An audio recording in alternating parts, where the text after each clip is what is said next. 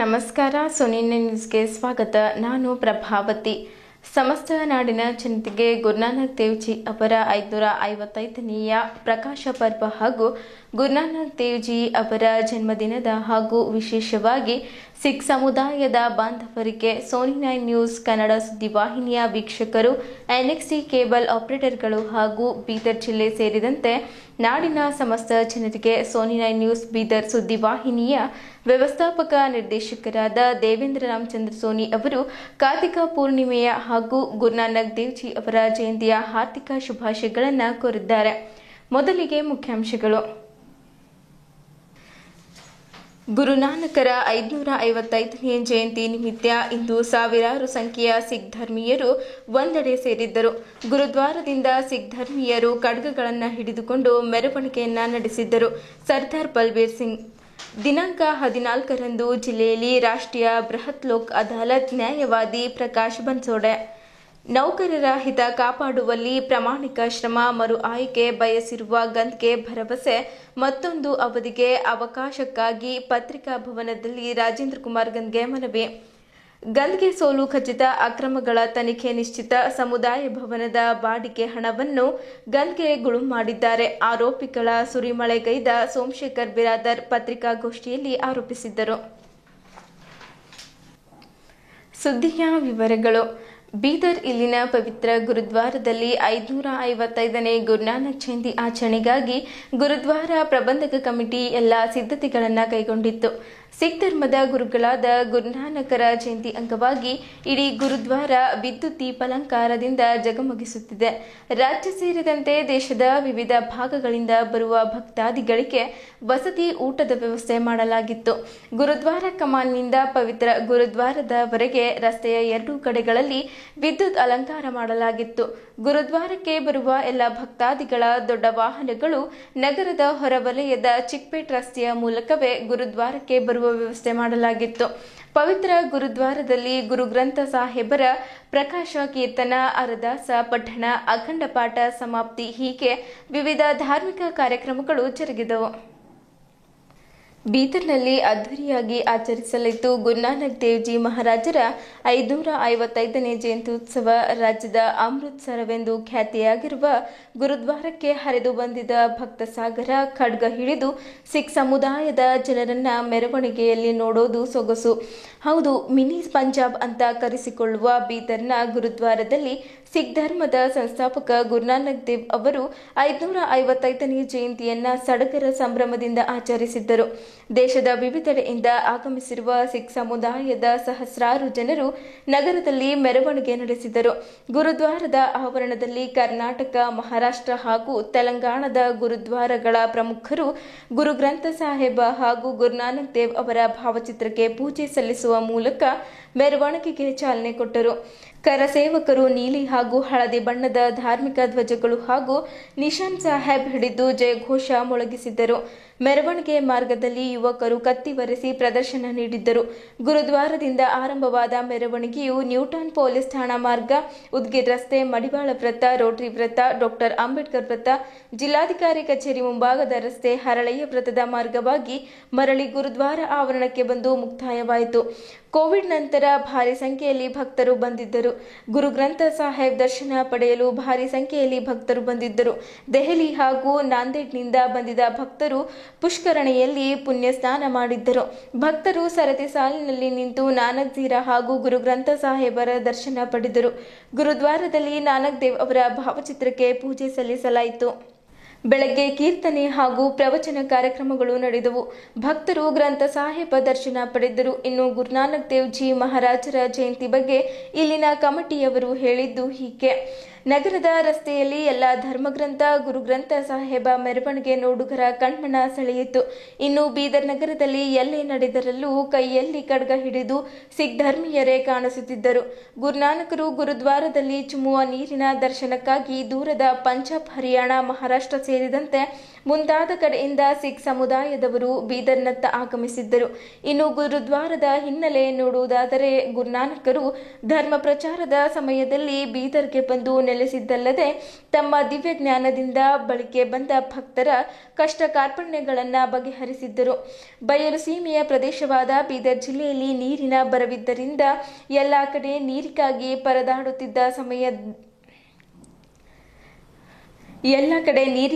ಪರದಾಡುತ್ತಿದ್ದ ಸಮಯವದು. ಎಲ್ಲಿ ಬಾವಿ ತೋಡಿದರೂ ಕುಡಿಯಲು ಯೋಗ್ಯವಾದ ನೀರು ದೊರಕದಂತಾಗಿತ್ತು. ಆ ಸಮಯದಲ್ಲಿ ಗುರುನಾನಕರು ಬೆಟ್ಟದ ಒಂದು ಭಾಗಕ್ಕೆ ಬಂದು ದೇವರ ನಾಮಸ್ಮರಣೆ ಮಾಡುತ್ತಾ ತಮ್ಮ ಕಾಲಿನ ಹೆಬ್ಬೆರಳನ್ನ ನೆಲಕ್ಕೆ ತಾಗಿಸಿ ಮಣ್ಣನ್ನ ಮೇಲ್ಭಾಗವನ್ನ ಸ್ವಲ್ಪ ಕದಡಿದ್ದರಿಂದ ಅಲ್ಲಿ ಪವಿತ್ರವಾದ ತಿಳಿಯಾದ ಕುಡಿಯುವ ನೀರಿನ ಕಾರಂಜಿ ಉಂಟಾಯಿತು ಎನ್ನುವ ಪ್ರತೀತಿ. ಇದರಿಂದಾಗಿ ಈ ಪವಿತ್ರ ಸ್ಥಳಕ್ಕೆ ನಾನಕ್ ಝೀರಾ ಎಂದು ಹೆಸರಿಡಲಾಗಿದೆ. ಇಂದಿಗೂ ಇಲ್ಲಿ ಸತತವಾಗಿ ನೀರಿನ ಝರಿ ಹರಿಯುತ್ತದೆ. ಬಂದವರೆಲ್ಲ ಈ ನೀರನ್ನ ಸೇವಿಸುತ್ತಾರೆ. ಇದನ್ನ ತುಂಬಾ ಪವಿತ್ರ ಸ್ಥಳವೆಂದು ತಿಳಿಸಲಾಗಿದೆ. ಈ ನೀರನ್ನ ಸೇವಿಸುವುದರಿಂದ ತಮ್ಮ ಪಾಪ ಕರ್ಮಗಳೆಲ್ಲವೂ ಕಳೆಯುವುದೆಂಬ ಪ್ರತೀತಿ ಇದೆ. ಇಲ್ಲಿಂದ ಹರಿದು ಬಂದ ನೀರನ್ನ ಗುರುದ್ವಾರದ ಮುಂದೆ ಇರುವ ಕಲ್ಯಾಣಿಗೆ ಬಿಡಲಾಗಿದೆ. ಈ ಕಲ್ಯಾಣಿಯಲ್ಲಿ ಭಕ್ತರು ಮಿಂದು ದೇವರ ದರ್ಶನ ಪಡೆಯುತ್ತಾರೆ. ದೇವಸ್ಥಾನದ ವಸತಿ ಗೃಹಗಳಿದ್ದು ಬಂದವರಿಗೆ ಉಳಿದುಕೊಳ್ಳಲು ಸೌಲಭ್ಯ ಕಲ್ಪಿಸಲಾಗಿದೆ. ದೇವಸ್ಥಾನವು ತುಂಬಾ ಶುಚಿಯಾಗಿ ಮತ್ತು ಉತ್ತಮವಾಗಿ ನೋಡಿಕೊಳ್ಳಲಾಗಿದೆ. ದೇವಸ್ಥಾನ ಪ್ರದೇಶದ ಸುತ್ತಮುತ್ತಲೂ ತುಂಬಾ ಹಸಿರಿನ ವಾತಾವರಣವಿದ್ದು ಇಲ್ಲಿ ನಿರ್ಮಿಸಲಾಗಿದ್ದ ಹೂತೋಟ ಮತ್ತು ಉದ್ಯಾನವನ ಪ್ರೇಕ್ಷಕರ ಮನೆ ಸೆಳೆಯುತ್ತಿದೆ. ಇಂತಹ ಪೂಜ್ಯ ಸ್ಥಳದಲ್ಲಿ ಇದೀಗ 555ನೇ ಜಯಂತಿಯ ಸಂಭ್ರಮವು ಸಡಗರದಿಂದ ಕೂಡಿದ್ದು ಇಲ್ಲಿಗೆ ಬಂದ ಜನರು ಕೂಡ ಹರ್ಷ ವ್ಯಕ್ತಪಡಿಸಿದ್ದರು.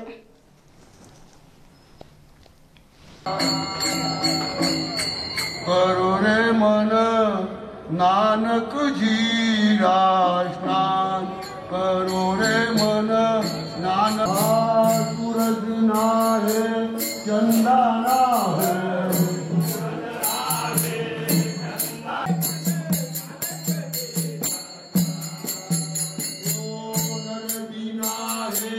नारी बिना है,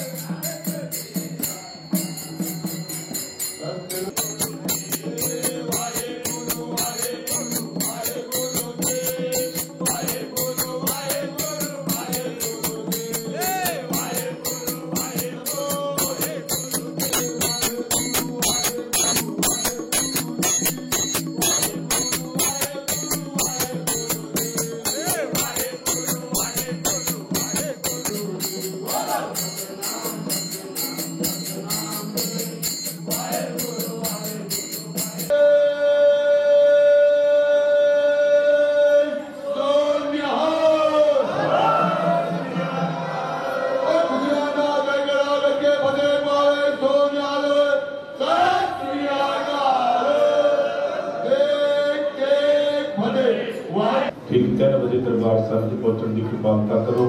तो होर निशानजीत सिंह साहबानों को भी बेनती की जाती है कि ठीक 2:30 बजे तक दरबार साहब पहुंचो।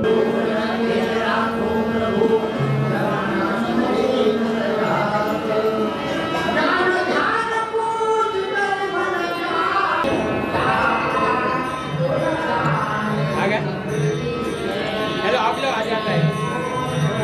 हेलो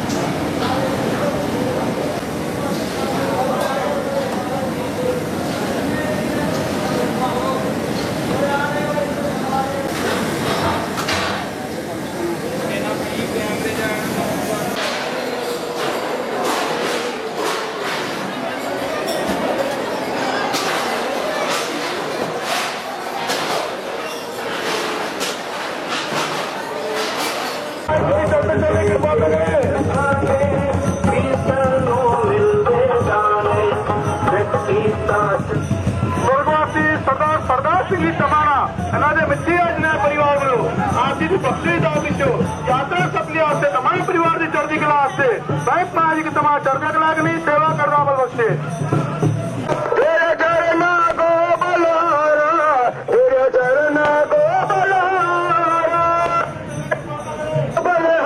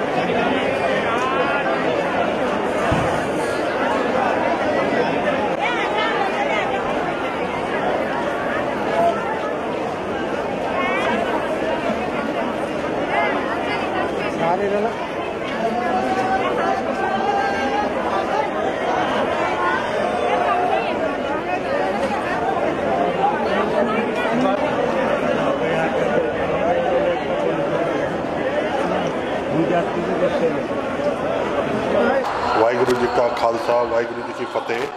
आज हम गुरुद्वारा श्री नानक जीरा साहब बिदर में 555 गुरुपुरब गुरु नानक देव जी का जन्मदिन मनाया जा रहा है बड़े धूमधाम से। सारे विश्व से, पूरे इंडिया से और खास करके विशेष तौर से श्री सचखंड श्री हजूर साहब नांदेड़, हैदराबाद और जितने भी यहाँ के ज़िले हैं वहाँ से पूरी संगत इधर आती है। बिदर में बड़े धूमधाम से जुलूस मनाया जाता है। सारी व्यवस्था की गई है हर एक को रहने की, लंगर की, खाने की, सबको मैं फिर एक बार तहे दिल से धन्यवाद देता हूँ। वाहिगुरु जी का खालसा वाहिगुरु जी की फतेह। ಗುರುನಾನಕ್ 555ನೇ ಗುರುನಾನಕ್ ಜಯಂತಿ ಹಾರ್ದಿಕ ಶುಭಾಶಯ ಕೋರ್ತೀನಿ. ಆ ಭಗವಂತ ಗುರುನಾನಕ್ ಜಿಯವರು ನಮ್ಮ ಎಲ್ಲರ ಮೇಲೆ ಕೃಪೆ ಇರಲಿ, ಎಲ್ಲರ ಕಷ್ಟಗಳನ್ನು ನಿವಾರಣೆ ಮಾಡಿ ಇನ್ನಿಷ್ಟು ಒಳ್ಳೆಯ ದಿನ ಎಲ್ಲರೆಲ್ಲ ಬರಲಿ, ವಿಶ್ವದಲ್ಲಿ ಶಾಂತಿ ನೆಲೆಸಲಿ, ನಮ್ಮ ದೇಶದಲ್ಲಿ ಕೂಡ ಶಾಂತಿ ನೆಲೆಸಲಿ. ಎಲ್ಲರೂ ಅಣ್ಣ ತಮ್ಮರ ಭಾವನೆಯಿಂದ ಈ ದೇಶದಲ್ಲಿ ನಮ್ಮ ನಾಡಿನಲ್ಲಿ ಇರಲಿ ಅಂತ ಆ ಭಗವಂತ ಗುರುನಾನಕ್ ಜಿ ಹತ್ರ ಪ್ರಾರ್ಥನೆ ಮಾಡಿಕೊಂಡು, ಯಾಕಂದರೆ ಬೀದರ್ಗೆ ಇತಿಹಾಸ ಇದೆ. ಗುರುನಾನಕ್ ಜಿಯವರು ಇಲ್ಲಿ ಬಂದು ಅವ್ರ ಚರಣ ಸ್ಪರ್ಶ ಮಾಡಿದರು, ಅದಕ್ಕೆ ಗುರುನಾನಕ್ ಜಿರಾ ಅಂದರೆ ಇಲ್ಲಿ ಭಾಳ ಬರಗಾಲಿತ್ತು ಈ ಭಾಗದಲ್ಲಿ. ಅವ್ರು ಬಂದು ಚರಣ ಸ್ಪರ್ಶ ಮಾಡಿದ ತಕ್ಷಣ ಇಲ್ಲಿ ನೀರಿನ ಒಂದು ಚಿಮ್ ಹರಿತು. ಅದು ಇಡೀ ವಿಶ್ವದಲ್ಲೇ ಮಾದರಿ ಇದೆ ಗುರುನಾನಕ್ ಜಿರಾ. ಈಗಲೂ ಕೂಡ ಅಮೃತ್ ಕುಂಡ್ ಅಂತ ನಾವೆಲ್ಲರೂ ಕರಿತೀವಿ.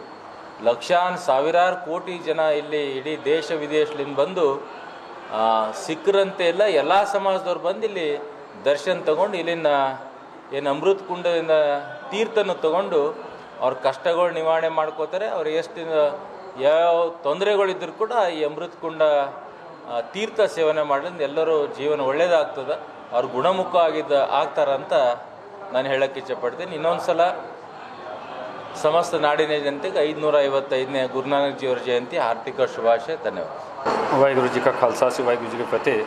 555 ಗುರುನಾನಕ್ ಜಯಂತಿ ಉತ್ಸವದಲ್ಲಿ ಇಲ್ಲಿ ಬೀದರ್ ಭಾಳ 50,000 ಜನ ಇಲ್ಲಿ ಬಂದಿದ್ದಾರೆ ಭಕ್ತರು. ಇಲ್ಲಿ ನಾವೆಲ್ಲ ಪೂರ ವ್ಯವಸ್ಥೆ ಮಾಡಿದ್ದೀವಿ, ಊಟ ವ್ಯವಸ್ಥೆ ಎಲ್ಲ ಇಲ್ಲಿ ಹಿಡಿದು ಮಾಡಿದ್ದೀವಿ. ಭಾಳ ದೂರದಿಂದ ಭಕ್ತರು ಬಂದಿದ್ದಾರೆ. ಇಲ್ಲಿ ನಿನ್ನೆ ರಾತ್ರಿ 7 ಗಂಟೆಯಿಂದ ಕೀರ್ತನ ಸಮಾಗಮ ಸ್ಟಾರ್ಟ್ ಆಗುತ್ತೆ. ಇವತ್ತು 3 ಗಂಟೆ ತನಕ ಇದು ಸಮಾಗಮ, ಕೀರ್ತನ ಸಮಾಗಮ, ಭಜನೆ ಎಲ್ಲ ನಡೀತೆ ಗುರುದ್ವಾರದಲ್ಲಿ. 3 ಗಂಟೆ ಇಲ್ಲಿಂದ ನಗರ ಕೀರ್ತನ ಪ್ರೊಸೆಷನ್ ಸ್ಟಾರ್ಟ್ ಆಗುತ್ತೆ. ಇಲ್ಲಿಂದ ಹೋಗಿ ಬೀದರ್ ಸಿಟಿನಲ್ಲಿ ಹೋಗಿ 8 ಗಂಟೆ ರಿಟರ್ನ್ ವಾಪಸ್ ಗುರುದ್ವಾರಕ್ಕೆ ಬರುತ್ತೆ ಇದು. ಮತ್ತು ಇದು ನಾಡೆ ಮತ್ತು ಇಲ್ಲಿಂದು ಜನವಾಡ ಹೋಗಿ ಅಲ್ಲಿಂದ ಸಮಾಪ್ತಿ ಆಗುತ್ತೆ. ಭಾಳ ಸ್ಪಷ್ಟವಾಗಿ ಇದು ನಡೀತಾ ಇದೆ.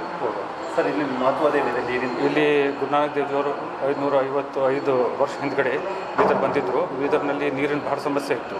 ಇಲ್ಲಿ ನೀರಿದ್ದಿಲ್ಲ. ಇಲ್ಲಿ ಜನ ಅವರಿಗೆ ಹೇಳಿದರು, ನೀವು ಅಲ್ಲಿ ಸಂತಿದ್ರೆ ಇಲ್ಲಿ ನೀರಿನ ವ್ಯವಸ್ಥೆ ನಮಗೆ ಮಾಡಿಕೊಡಿ ಅಂದರೆ ಇಲ್ಲಿ ಅವರು ರೈಟ್ ಲೆಗ್ಲಿಂದ ಅವರು ಒಂದು ಜೀರಾ ಪ್ರಕಟ ಮಾಡಿದರು.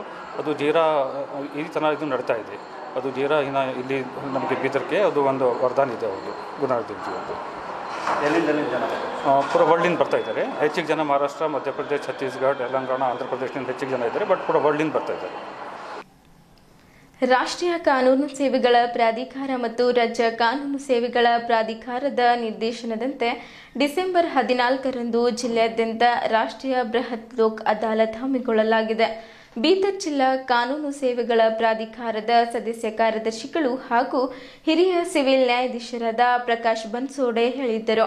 ಅವರು ಬೀದರ್ ಜಿಲ್ಲಾ ಕಾನೂನು ಸೇವೆಗಳ ಪ್ರಾಧಿಕಾರದ ಸಭಾಂಗಣದಲ್ಲಿ ಕರೆದ ಪತ್ರಿಕಾಗೋಷ್ಠಿಯನ್ನು ಉದ್ದೇಶಿಸಿ ಮಾತನಾಡಿದರು. ಜಿಲ್ಲೆಯ ಎಲ್ಲ ನ್ಯಾಯಾಲಯಗಳಲ್ಲಿ ಪ್ರಸ್ತುತ ಚಾಲ್ತಿಯಲ್ಲಿರುವ ಆಸ್ತಿ ಪಾಲು ವಿಭಾಗ, ಜೀವನಾಂಶ, ಚೆಕ್ ಬೌನ್ಸ್, ವಿದ್ಯುತ್ ಪ್ರಕರಣಗಳು, ಕಂದಾಯ ಅಪರಾಧ ಪ್ರಕರಣಗಳಲ್ಲಿ ರಾಜಿ ಸಂಧಾನ ಮಾಡಿಕೊಳ್ಳುವಂತಹ ಪ್ರಕರಣಗಳು, ಕಾರ್ಮಿಕರ ಪ್ರಕರಣಗಳನ್ನು, ಬ್ಯಾಂಕ್ ಪ್ರಕರಣಗಳು ಹಾಗೂ ವೆಚ್ಚಪೂರ್ವ ಪ್ರಕರಣಗಳನ್ನು ರಾಜಿ ಸಂಧಾನದ ಮೂಲಕ ಇತ್ಯರ್ಥ ಮಾಡಲು ಅವಕಾಶ ಇರುತ್ತದೆ ಎಂದು ಹೇಳಿದ್ದರು. ಈ ಹಿಂದೆ ಸೆಪ್ಟೆಂಬರ್ 14, 2024ರಂದು ರಾಷ್ಟ್ರೀಯ ಲೋಕ್ ಅದಾಲತ್ ಹಮ್ಮಿಕೊಳ್ಳಲಾಗಿದ್ದು, ಜಿಲ್ಲೆಯಾದ್ಯಂತ ಒಟ್ಟು 17,485 ಪ್ರಕರಣಗಳು, 6,797 ಪೆಂಡಿಂಗ್ನಲ್ಲಿನ ಪ್ರಕರಣಗಳು ಹಾಗೂ 10,688 ವೆಚ್ಚಪೂರ್ವ ಪ್ರಕರಣಗಳನ್ನು ಈ ಲೋಕ್ ಅದಾಲತ್ನಲ್ಲಿ ಇತ್ಯರ್ಥಗೊಳಿಸಲಾಗಿದೆ. ಈ ಬಾರಿಯ ಲೋಕ್ ಅದಾಲತ್ನಲ್ಲಿ ನ್ಯಾಯಾಲಯದಲ್ಲಿ ಬಾಕಿ ಪೆಂಡಿಂಗ್ ಇರುವ ಪ್ರಕರಣಗಳನ್ನು ಹೆಚ್ಚು ಇತ್ಯರ್ಥಗೊಳಿಸಲು ಯೋಜನೆ ರೂಪಿಸಲಾಗಿದ್ದು, ಕಳೆದ ಲೋಕ್ ಅದಾಲತ್ಗಿಂತ ಈ ಸಾರಿಯ ಲೋಕ್ ಅದಾಲತ್ನಲ್ಲಿ ಹೆಚ್ಚು ಪ್ರಕರಣಗಳು ರಾಜಿ ಸಂಧಾನದ ಮೂಲಕ ಇತ್ಯರ್ಥಗೊಳಿಸಲಾಗುವುದೆಂದರು. ನವೆಂಬರ್ 14, 2024ರ ಪ್ರಕಾರ ಜಿಲ್ಲೆಯಲ್ಲಿ ಒಟ್ಟು 29,789 ಪ್ರಕರಣಗಳು ಪೆಂಡಿಂಗ್ ಇದ್ದು, ಹೆಚ್ಚು ಪ್ರಕರಣಗಳನ್ನು ರಾಜಿ ಮಾಡುವ ಗುರಿ ಹೊಂದಲಾಗಿದೆ. ಪ್ರಕರಣ ರಾಜಿ ಮಾಡಿಕೊಳ್ಳುವುದರಿಂದ ಕಕ್ಷಿದಾರನಿಗೆ ನ್ಯಾಯಾಲಯ ಶುಲ್ಕ ವಾಪಸ್ ಸಿಗಲಿದೆ. ಮೇಲ್ಮನವಿ ಮಾಡಲು ಅವಕಾಶ ಇರುವುದಿಲ್ಲ. ಇಬ್ಬರು ಪಕ್ಷಗಾರರು ತಮ್ಮ ದ್ವೇಷ ಮರೆತು ಸುಮಧುರ ಬಾಂಧವ್ಯ ಹೊಂದುವ ಅವಕಾಶ ಇರುತ್ತದೆ. ಜಿಲ್ಲೆಯ ಹೆಚ್ಚಿನ ಜನರು ಈ ಲೋಕ್ ಅದಾಲತ್ನಲ್ಲಿ ಭಾಗವಹಿಸಿ ಇದರ ಸದುಪಯೋಗ ಪಡೆದುಕೊಳ್ಳಬೇಕೆಂದು ಹೇಳಿದ್ದರು. ಈ ಪತ್ರಿಕಾಗೋಷ್ಠಿಯಲ್ಲಿ ಜಿಲ್ಲಾ ಕಾನೂನು ಸೇವೆಗಳ ಪ್ರಾಧಿಕಾರದ ಸಿಬ್ಬಂದಿಗಳಾದ ಆಕಾಶ್ ಸಜ್ಜನ್, ಜೀವನ್, ನಾಗರಾಜ್, ಪ್ರೀತಿ, ಈರಮ್ಮ ಸೇರಿದಂತೆ ಇತರರು ಉಪಸ್ಥಿತರಿದ್ದರು.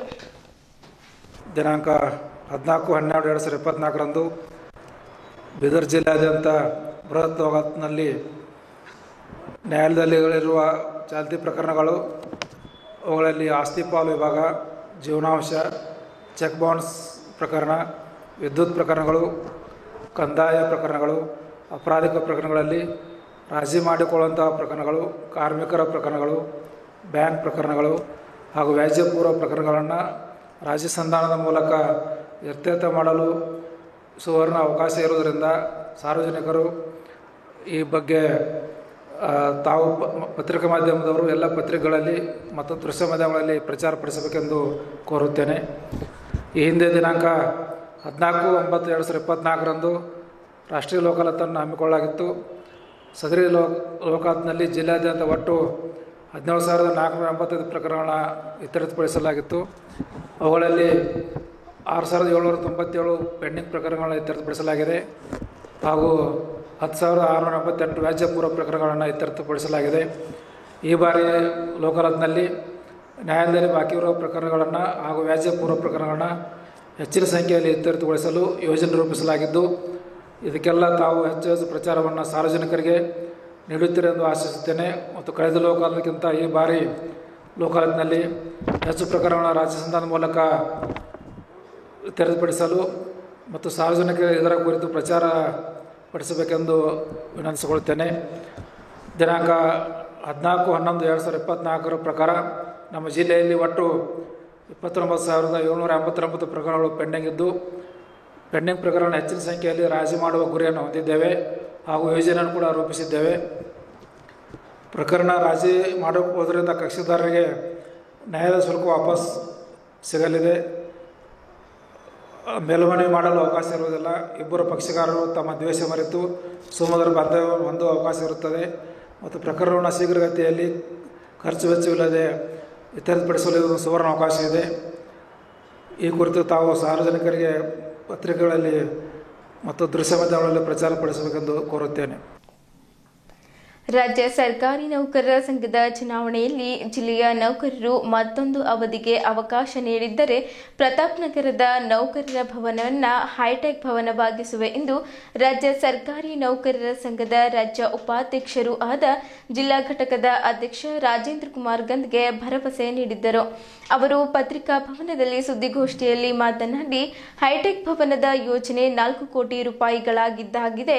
ಸದ್ಯ ಭವನವನ್ನು ಸಂಪೂರ್ಣ ಹವಾನಿಯಂತ್ರಿತಗೊಳಿಸುವುದು, ನೂತನ ಸಭಾಭವನ, ವಿಶಾಲ ತರಬೇತಿ ಕೋಣೆ, ತೆರೆದ ರಂಗಮಂದಿರ, 10 ಅತಿಥಿ ಗೃಹಗಳ ನಿರ್ಮಾಣ ಹೈಟೆಕ್ ಭವನದ ಯೋಜನೆಗಳಲ್ಲಿ ಸೇರಿವೆ ಎಂದು ತಿಳಿಸಿದ್ದರು. 2 ಅವಧಿಗಳಲ್ಲಿ ನೌಕರರ ಭವನದ ಚಿತ್ರಣವನ್ನೇ ಬದಲಿಸಲಾಗಿದೆ. 1 ಕೋಟಿ ರೂಪಾಯಿ ವೆಚ್ಚದಲ್ಲಿ 15,000 ಚದರ ಅಡಿಯ ಡೈನಿಂಗ್ ಹಾಲ್, 11 ಲಕ್ಷ ರೂಪಾಯಿ ವೆಚ್ಚದಲ್ಲಿ ಶೌಚಾಲಯ. ಸಂಘದ ಜಿಲ್ಲಾ ಘಟಕದ ಮಾಜಿ ಅಧ್ಯಕ್ಷ ಬಸವರಾಜ ಭರ್ಶೆಟ್ಟೆ ಅವರ ಹೆಸರಲ್ಲಿ 5 ಲಕ್ಷ ರೂಪಾಯಿ ವೆಚ್ಚದ ಹೈಟೆಕ್ ಸಭಾಭವನ, ಶಟಲ್ ಬ್ಯಾಡ್ಮಿಂಟನ್ ಅಂಗಣ ನಿರ್ಮಿಸಲಾಗಿದೆ. 11 ಲಕ್ಷ ರೂಪಾಯಿ ವೆಚ್ಚದಲ್ಲಿ ಶುದ್ಧ ಕುಡಿಯುವ ನೀರಿನ ಘಟಕ ಅಳವಡಿಸಲಾಗಿದೆ. 20 ಲಕ್ಷ ರೂಪಾಯಿ ವೆಚ್ಚದಲ್ಲಿ ಸಭಾಂಗಣದ ನವೀಕರಣ ಮಾಡಲಾಗಿದೆ ಎಂದು ಹೇಳಿದ್ದರು. ನಗರದ ಪನ್ನಲಾಲ್ ಹೀರಲಾಲ್ ಕಾಲೇಜು ಎದುರಿನ 2 ಕೋಟಿ ರೂಪಾಯಿ ಬೆಲೆ ಬಾಳುವ 40x60 ಚದರ ಅಡಿಯ ಸಂಘದ ಜಾಗವನ್ನು ಕಾನೂನು ಹೋರಾಟದ ಮೂಲಕ ಉಳಿಸಿಕೊಳ್ಳಲಾಗಿದೆ.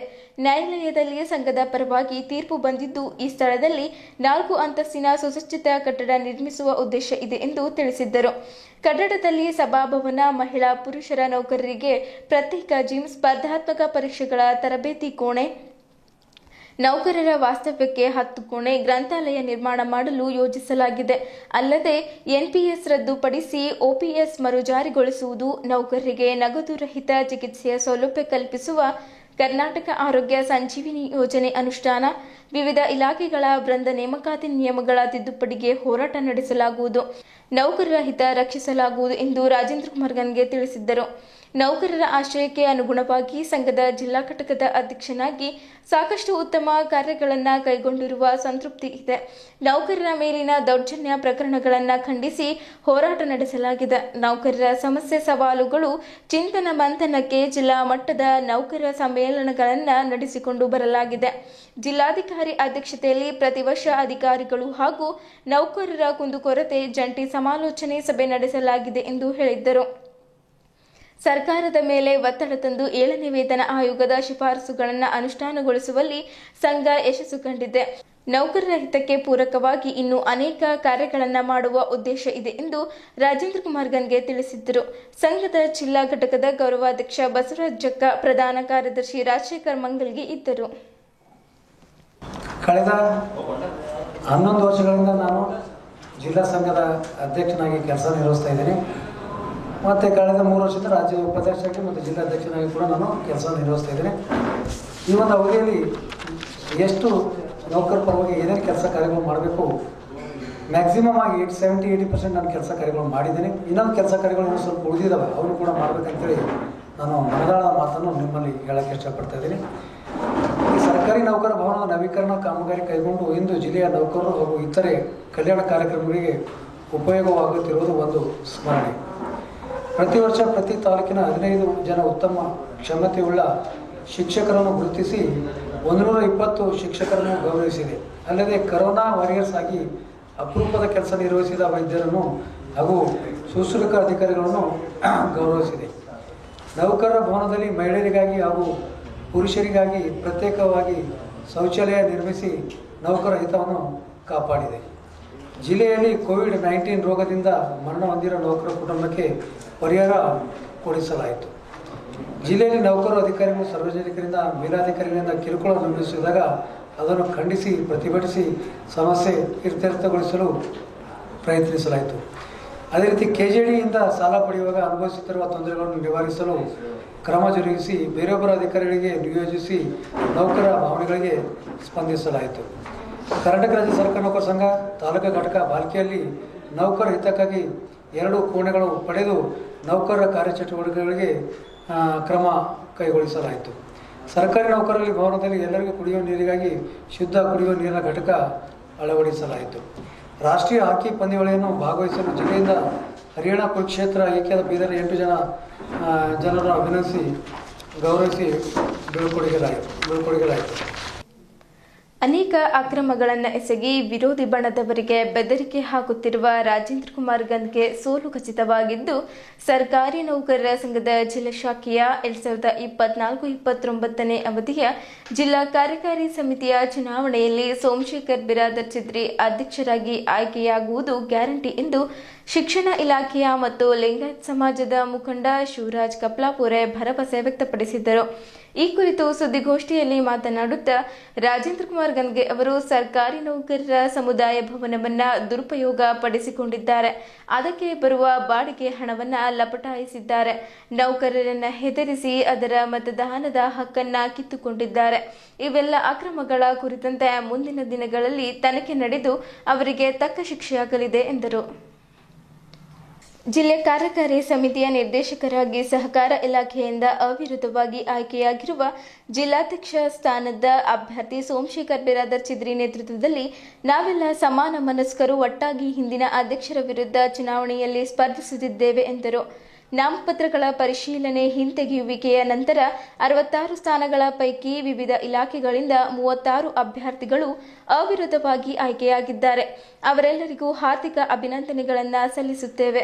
ಅವಿರೋಧವಾಗಿ ಆಯ್ಕೆಯಾದವರ ಪೈಕಿ ನಮ್ಮ ಪ್ಯಾನೆಲ್ನಿಂದ 28 ಅಭ್ಯರ್ಥಿಗಳು ಆಯ್ಕೆಯಾಗಿದ್ದಾರೆ ಎಂದು ತಿಳಿಸಿದ್ದರು. ಆರೋಗ್ಯ ಇಲಾಖೆಯ ರಾಜ್ಕುಮಾರ್ ಮಾಳ್ಗೆ ಮಾತನಾಡಿ, ಸರ್ವಾಧಿಕಾರಿ ವರ್ತನೆಯಿಂದ ಜಿಲ್ಲೆಯ ನೌಕರರಲ್ಲಿ ಭಯ ಹುಟ್ಟಿಸಿ ಗೆಲ್ಲಲು ಹವಣಿಸುತ್ತಿರುವ ರಾಜೇಂದ್ರ ಕುಮಾರ್ ಗಂದ್ಗೆ ಅವರನ್ನ ಸೋಲಿಸುವುದು ನಮ್ಮೆಲ್ಲರ ಪರಮ ಗುರಿಯಾಗಿದೆ. ನಮ್ಮೆಲ್ಲರ ಮೇಲೆ ಗಂದ್ಗೆ ಸುಳ್ಳು ಆರೋಪಗಳನ್ನು ಮಾಡುತ್ತಿದ್ದಾರೆ. ನೌಕರರ ಸಂಘದ ಚಟುವಟಿಕೆಗಳನ್ನು ಪಾರದರ್ಶಕವಾಗಿ ನಡೆಸುವುದು, ಜಿಲ್ಲೆಯ ಸರ್ವ ನೌಕರರನ್ನ ವಿಶ್ವಾಸಕ್ಕೆ ತೆಗೆದುಕೊಂಡು ಹೊಸ ವಾತಾವರಣ ನಿರ್ಮಿಸುವ ಧ್ಯೇಯ ನಮ್ಮದ್ದು. ಸರ್ಕಾರಿ ಸೇವೆಯಲ್ಲಿ ಉತ್ತಮ ಹೆಸರನ್ನ ಗಳಿಸಿರುವ ಸೋಮಶೇಖರ್ ಬಿರಾದರ್ ಚಿದ್ರಿ ವಿನಯಶೀಲರು, ಸಂಘವನ್ನ ಉನ್ನತ ಮಟ್ಟಕ್ಕೇರಿಸಲು ಸನ್ನದ್ಧರಾಗಿರುವರು. ಗಂದ್ಗೆಯವರು ಎಷ್ಟೇ ಕುಯುಕ್ತಿ ಕುಟಿಲೋಪಾಯಗಳನ್ನು ಮಾಡಿದರೂ ಅವಿರೋಧ ಆಯ್ಕೆಯ ಮೊದಲ ಹಂತದಲ್ಲಿ ಸೋಮಶೇಖರ್ ಬಿರಾದರ್ ಚಿದ್ರಿ ಪ್ಯಾನೆಲ್ ಸಂಪೂರ್ಣ ಮೇಲುಗೈ ಸಾಧಿಸಿದೆ ಎಂದು ತಿಳಿಸಿದ್ದರು. ವಿವಿಧ ಇಲಾಖೆಗಳಿಂದ ಉಳಿದ 30 ಸ್ಥಾನಗಳ ಆಯ್ಕೆಗಾಗಿ ಇದೇ ನವೆಂಬರ್ 16ರಂದು ಬೆಳಗ್ಗೆ 9ರಿಂದ ಸಂಜೆ 4ರವರೆಗೆ ಮತದಾನ ನಡೆಯಲಿದ್ದು, ಅದರಲ್ಲಿಯೂ ನಮ್ಮ ಪ್ಯಾನೆಲ್ಗೆ ಮತ ನೀಡಿ ಗೆಲ್ಲಿಸಬೇಕೆಂದು ಈ ಮೂಲಕ ಮನವಿ ಮಾಡುತ್ತೇವೆ ಮತ್ತು ಈ ಚುನಾವಣೆಯಲ್ಲೂ 20ಕ್ಕೂ ಅಧಿಕ ಅಭ್ಯರ್ಥಿಗಳು ಬಹುಮತ ಪಡೆದು ಆಯ್ಕೆಯಾಗಲಿರುವರೆಂಬ ವಿಶ್ವಾಸ ನಮ್ಮದಾಗಿದೆ ಎಂದು ತಿಳಿಸಿದ್ದರು. ಸುದ್ದಿಗೋಷ್ಠಿಯಲ್ಲಿ ಅಧ್ಯಕ್ಷ ಸ್ಥಾನದ ಅಭ್ಯರ್ಥಿ ಸೋಮಶೇಖರ್ ಬಿರಾದರ್ ಚಿದ್ರಿ, ಶಿಕ್ಷಣ ಇಲಾಖೆಯ ಪಾಂಡುರಂಗ್ ಬೆಲ್ದಾರ್, ಆರ್ಡಿಪಿಆರ್ ಇಲಾಖೆಯ ದೇವಪ್ಪ ಚಾಂಬಾಳ್, ಸುರೇಶ್ ಟಾಳೆ, ದಿಲೀಪ್ ಕುಮಾರ್ ಡೋಂಗ್ರೆ, ತಾನಾಜಿ ನರೋಟೆ ಸೇರಿದಂತೆ ಇತರರು ಉಪಸ್ಥಿತರಿದ್ದರು. ಮತ್ತ ಇಲ್ಲಿ ಒಂದು ವೋಟರ್ ಲಿಸ್ಟ್ ಅದ, ನಿಮ್ಮನ್ನ ಕೊಟ್ಟು ಹೋಗ್ತೀವಿ. ಈಗ ಇಲ್ಲಿ ಆರೋಗ್ಯ ಇಲಾಖೆ ಅದ. ಕ್ರಮ ಸಂಖ್ಯೆ 8ರಿಂದ 27ರ ನೌಕರರ ಬಯಲಾ ರೀತಿ ಸಂಘದ ವಾರ್ಷಿಕ ಸದಸ್ಯತ್ವವನ್ನು ನಿರಂತರವಾಗಿ ಪಾವತಿ ಮಾಡದೇ ಇರುವುದರಿಂದ ಸಂಘದ ಚುನಾವಣೆಯಲ್ಲಿ ಮತದಾನ ಮಾಡಲು ಮಾತ್ರ ಅರ್ಹರಾಗಿರುತ್ತಾರೆ. ಇದು ವೋಟರ್ ಲಿಸ್ಟ್ದಾಗ ಹೆಸರು ಬರ್ತದ ಅವ್ರಿಗೆ ಏನಪ್ಪಾ ಅಂದ್ರೆ ಓನ್ಲಿ ಮತದಾನ ಮಾಡಕ್ ಬರ್ತಂತ ಅವ್ರಿಗೆ ನಿಂದ್ರಾಗ ಬರಲ್ಲ. ಇಂಥದ್ದು ವ್ಯವಸ್ಥೆ ಅದ. ನೀವೆಲ್ಲ ಪ್ರಜ್ಞಾವಂತರಿದ್ರಿ, ಎಲ್ಲರೂ ನೀವು ವಿಚಾರ ಮಾಡ್ರಿ. ಇದು ನಿಮ್ಗೆ ಕೊಟ್ಟು ಹೋಗ್ತೇವೆ, ಇದು ತೋರ್ಸ್ರಿ ಅವ್ರಿಗೆ ಬೇಕಾದ್ರ. ಇದು ಎಲ್ಲೇ ನಾವು ಆರೋಪ ಮಾಡ್ತಿದ್ದೇವೆ ಅಂತಂದ್ರೆ ಏನೇ ಸುಳ್ಳು ಆರೋಪ ಇಲ್ಲ, ಸತ್ಯ ಅದ. ಇದು ಇದು ಇದು ನಿಮ್ಗೆ ದಾಖಲೆ ಕೊಡ್ತೇವೆ. ಈಗ ನೋಡ್ರಿ, ಇಲ್ಲಿ ಬರ್ದಾರ ಸೀರಿಯಲ್ ನಂಬರ್ ಏನಪ್ಪಾ ಅಂತಂದ್ರ 7 ತನ ಇದ್ದವರೇ ಸ್ಪರ್ಧೆ ಮಾಡ್ಬೇಕು, ಉಳಿದವ್ರು ಬರೀ ಮತದಾನ ಮಾಡ್ಬೇಕಂತ. ಇಂಥ ಮತದಾರ ಪಟ್ಟಿ ಎಲ್ಲರ ಈ ದೇಶದಲ್ಲಿ ಅದೇನೋ ನೋಡ್ರಿ. ಇದು ಬೀದರ್ದಾಗ ಇದೊಂದು ಹೊಸದ್ ಮಾಡ್ಯಾರ ಅವ್ರು. ಏನೇ ಮಾಡ್ಬೇಕು, ಒಟ್ಟಿನಾಗ ಅಧ್ಯಕ್ಷರಾಗಿ ನಾವು ಮುಂದುವರ್ಬೇಕಂಬುದು ಏನು ಅವ್ರು ದುರುದ್ದೇಶ ಬಿಟ್ಟರೆ ಬೇರೆ ಏನೂ ಇಲ್ಲ. ಎಲ್ಲಾ ಎದುರಿನ ನಮ್ಮ ಎಲ್ಲ ಏನು ನಾವು ನಮ್ದು ಗುಂಪಿನವ್ರು ಇದ್ದೆವು, ನಮ್ಮ ಪೆನಲ್ದವ್ರು ಇದ್ದೆವು, ನಮ್ಮ ಮೇಲೆ ಎಲ್ಲ ಸುಳ್ಳು ಆರೋಪಗಳು ಮಾಡ್ತಾ ಇದ್ದಾರೆ. ಅಲ್ಲಿ ಪೊಲೀಸ್ ಸ್ಟೇಷನ್ ಕೂಡ ಏನು ಅವ್ರು ಕೇಸ್ ಮಾಡಿದಾರ, ಅದ್ರಾಗ ಏನು ನಾವು ಯಾರು ಇದ್ದಿಲ್ಲ ಅಲ್ಲಿ. ಇಲ್ದೂ ಕೂಡ ಅವ್ರ ಏನಪ್ಪಾ ಅಂತಂದ್ರೆ ಸುಳ್ಳು ಆರೋಪ ಏನಪ್ಪಾ ಅಂದ್ರೆ ಮಾಡಿ ಏನಪ್ಪಾ ಅಂದ್ರೆ ಅವ್ರು ಕೇಸ್ ಹಾಕಿದ್ದಾರೆ. ನಮ್ಮ ವೋಟರ್ ಲಿಸ್ಟ್ ಸೀರಿಯಲ್ ನಂಬರ್ 312 ಅದರಲ್ಲಿ ಶರ ಬರೀತಾರೆ, ಸಂಘದ ವಿರೋಧ ಚಟುವಟಿಕೆ ಮಾಡದಿದ್ದರಿಂದ ರಾಜ್ಕುಮಾರ್ ಮಾಳಿಗೆ ಅವರಿಗೆ ವೋಟ್ ಹಾಕ್ಲಿಕ್ಕೆ ಅವಕಾಶ ಇಲ್ಲ, ಮತ್ತೆ ಸ್ಪರ್ಧಿಸಲಿಕ್ಕೆ ಅವಕಾಶ ಇಲ್ಲ. ನಾನು ಉಚ್ಚ ನ್ಯಾಯಾಲಯದ ಮೊರೆ ಹೋಗಿದ್ದೆ, ಆದರೆ ನನಗೆ ಕಂಟೆಸ್ಟ್ ಮಾಡಲಿಕ್ಕೆ ಕೂಡ ಅವಕಾಶ ಕೊಟ್ಟಿದೆ, ಮತ್ತೆ ನನಗೆ ವೋಟ್ ಹಾಕ್ಲಿಕ್ಕೆ ಕೂಡ ಅವಕಾಶ ನೀಡಿದೆ. ಅಂದ್ರೆ ಹೇಳ್ತಕ್ಕಂಥದ್ದು, ನಾವು ಯಾವತ್ತ ಕ್ಯಾಲೆಂಡರ್ ಆಫ್ ಇವೆಂಟ್ ಬಿಡುಗಡೆ ಆಯ್ತು ಅವತ್ತು ಪ್ರಶ್ನೆ ಮಾಡಿವಿ. ನಾವು ಪತ್ರಿಕಾ ಪ್ರಕಟಣೆಯಲ್ಲಿ ಒಂದು ಹೇಳಿಕೆ ಕೊಟ್ಟಿನಿ, ಏನಂತಂದ್ರೆ ಕ್ಯಾಲೆಂಡರ್ ಆಫ್ ಇವೆಂಟ್ 7 ತಾರೀಕು 7/1 ನೀವು ಬಿಡುಗಡೆ ಮಾಡಬೇಕಿತ್ತು, 7/1/2024 ಬಿಡುಗಡೆ ಮಾಡಬೇಕಾಗಿತ್ತು. ಆದರೆ ನೀವು ಕರಡು ಮತದಾರರ ಪಟ್ಟಿ ಇವತ್ತಿನವರೆಗೂ ಬಿಡುಗಡೆ ಮಾಡಿಲ್ಲ. ನೀವು ಯಾವ ಉದ್ದೇಶವಾಗಿ ನೀವು ಕರಡು ಮತದಾರರ ಪಟ್ಟಿ ಬಿಡುಗಡೆ ಆಗಿಲ್ಲ ಎಂಬ ಕಾರಣ ನಾವು ಏನು ಕೇಳಿದ್ದೀವಿ, ಅದಕ್ಕೆ ನಾನು ಸಂಘದ ವಿರೋಧ ಚಟುವಟಿಕೆ ಅಂತ. ಅಪ್ಪ ಸ್ವಾಮಿ, ಬೀದರಲ್ಲಿ 15,000ರಲ್ಲಿ ನೀನು 1,000 ಮೇಲ್ಪಟ್ಟು ನೌಕರರ ಹೆಸರನ್ನ ಮತದಾರರ ಪಟ್ಟಿಯಿಂದ ತೆಗೆದಿದಿ, ಅದು ಸಂಘದ ವಿರೋಧ ಚಟುವಟಿಕೆ ಅಲ್ಲ? ಅದು ನಾವು ಪ್ರಶ್ನೆ ಮಾಡ್ತಾ ಇದ್ದೀವಿ. ಸಂಘದ ವಿರೋಧ ಚಟುವಟಿಕೆ ಮಾಡಿದ್ದೆಲ್ಲವೂ ಕೂಡ ಈ ಅವಧಿಯಲ್ಲಿ ಮಿಸ್ಟರ್ ರಾಜೇಂದ್ರ ಕುಮಾರ್ ಗಂದ್ಗೆ ಅವರು ಮಾಡಿದಾರ. ಅದಕ್ಕ ನೌಕರ ಅವ್ರಿಗೆ ತಕ್ಕ ಪಾಠ ಕಲಿಸ್ತಾರ ಎಂಬತಕ್ಕಂಥದನ್ನ ಹೇಳಕ್ ಬಯಸ್ತಾರೆ. ಸೋಮನಾಥ್ ಬಿರಾದಾರ್ ಅವರ ಪೆನಲ್ದಿಂದ ಮುಂದೆ ನಾವು ಸರ್ಕಾರಿ ನೌಕರ ಸಂಘದ ಜಿಲ್ಲಾಧ್ಯಕ್ಷರಾಗಿ ನಾವು ಚುನಾವಣೆಯಲ್ಲಿ ಗೆದ್ದು ಬಂದ ನಂತರ ನಮ್ಮ ಪ್ರಣಾಳಿಕೆ ಏನಿರುತ್ತೆ ಅಂದ್ರೆ, ಇವತ್ತು 15,000 ನೌಕರರ ಅವಲಂಬಿತ ಕುಟುಂಬದವರಿಗೆ ನಾವು ಪ್ರತಿಷ್ಠಿತ ಆಸ್ಪತ್ರೆಯಲ್ಲಿ ಅವರಿಗೆ ಏನು ಅಂದ್ರೆ ಕ್ಯಾಶ್ಲೆಸ್ ಟ್ರೀಟ್ಮೆಂಟ್ ಕೊಡಬೇಕು ಅಂತ ಹೇಳಿ ನಮ್ಮ ಜಿಲ್ಲೆಯಿಂದ ರಾಜ್ಯ ಮಟ್ಟಕ್ಕೆ ಕೊಂಡೊಯ್ಯುವ ಕೆಲಸ ನಾವು ಜಿಲ್ಲೆಯಿಂದ ಮಾಡ್ತೀವಿ.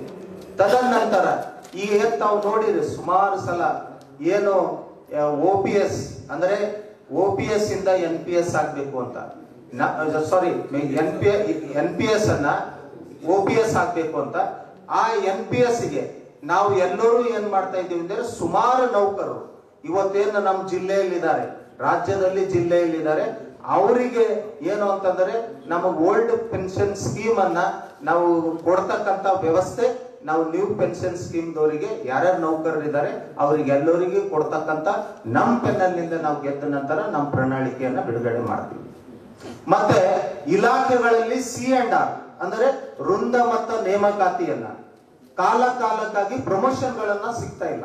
ಎಲ್ಲಾ ಇಲಾಖೆಗಳಲ್ಲಿ ವೃಂದ ಮತ್ತು ನೇಮಕಾತಿಗಳನ್ನ ತಿದ್ದುಪಡಿ ಮಾಡಿ, ಏನು C&R ಹೇಳುತ್ತೆ 3 ವರ್ಷಕ್ಕೊಂದ್ಸಲ ನಮಗೆ ಒಂದು ಪ್ರಮೋಷನ್ ಸಿಗಬೇಕು ಅಂತ ಇರುತ್ತೆ, ಅದನ್ನ ತಿದ್ದುಪಡಿ ಮಾಡ್ತಕ್ಕಂಥ ವ್ಯವಸ್ಥೆ ಕೂಡ ನಮ್ಮ ಜಿಲ್ಲೆಯಿಂದ ರಾಜ್ಯಕ್ಕೆ ಕೊಂಡೊಯ್ಯುವ ಕೆಲಸ ನಾವು ಮಾಡ್ತೀವಿ. ಇಲ್ಲಿಯವರೆಗೂ ಸುದ್ದಿ ಕೊಟ್ಟಿದ್ದು ನಾನು ಪ್ರಭಾವತಿ. ಮುಂದಿನ ಸುದ್ದಿಯೊಂದಿಗೆ ಮತ್ತೆ ಭೇಟಿಯಾಗೋಣ. ವಂದನೆಗಳು.